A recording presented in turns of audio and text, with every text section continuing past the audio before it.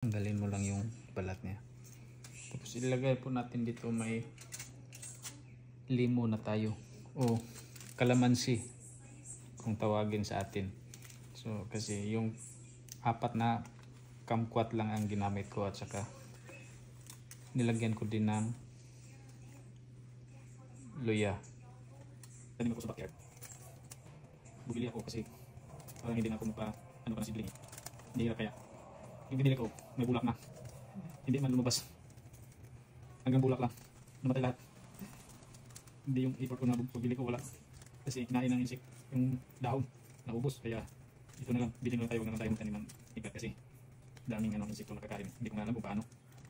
Pati okra ko, kinakain yung dahon wala pang bunga, kinain na yung dahon. Pinabunga lang sana para may makuha tayo. Yan, tapos na tayo maglinis. Pero madali lang kasi ito may naka-slice na tayo na onion. So kailangan lang natin tapos na natin kasi bukas muna tayo ng panilagay.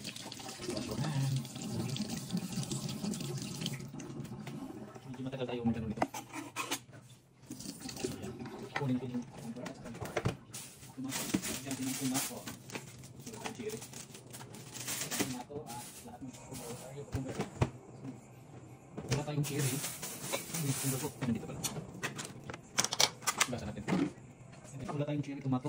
So ito na lang gamitin natin, malaki tomato.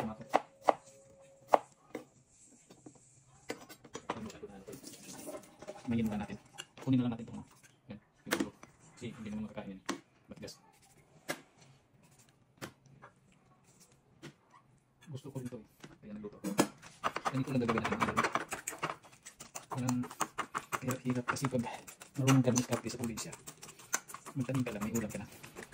Yan, ganyan lang. Lagyan lang natin lang. Wala tayong red onion, so ito lang cooking onion ang gagamitin natin. Dapat kasi red onion. Wala naman tayong red onion, okay lang.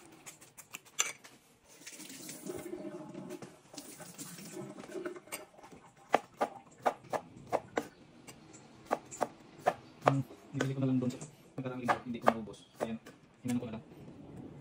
Niluto ko kasi masayang dito, tapon lang. Tira naman yun, binili natin. So, masarap kasi ito pag may chili.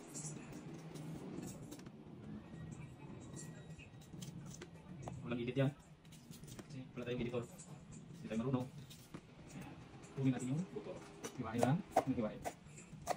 Tapos ilagay sa ating container. Masarap siya.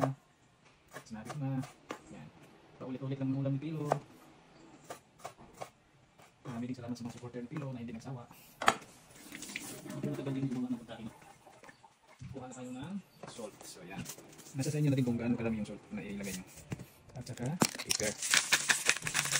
Yan mga simple guys. Kung gusto nyo ng maanghang, lagyan nyo ng chili. Pero hindi naman tayo kakat. Kakaan tayo ng maanghang, pero yung kasawa natin ng complete. Bakit daw maanghang yung pagkain ko? Ito medyo maanghang to sa konti, pero hindi naman kaanghang yung ground pepper natin. So tapos lagyan natin ng vinegar mga idol. Kalo-kalo lang kasi may ano to eh. Lumulundag na. Ang dami diba? Mga kalahati siguro. O iubos na. Yan. Yan. May ulam na. Simpleng buhay lang. Hindi naman kailangan maghanap ng pagkain. Basta mayroong kain dyan. Kain tayo. Hindi naman tayo maarte. Huwag magpili ng pagkain. Basta mayroong. Kunti lang yung talong natin eh. Anim. Pero okay na. Yan. Chak. Ginamuto na ito mga lods. Kasi yung iba lalagyan ng asukal. Pero sa atin walang asukal to. Kaya ko na may asukal. Tikman muna natin. Medyo mangang kunti yung asukal. Binigan natin. Lagyan natin ng kunti kasi. Yan. So, ito na yung ulam natin mga idol. May kasama na yan sa. Thank you for watching this video.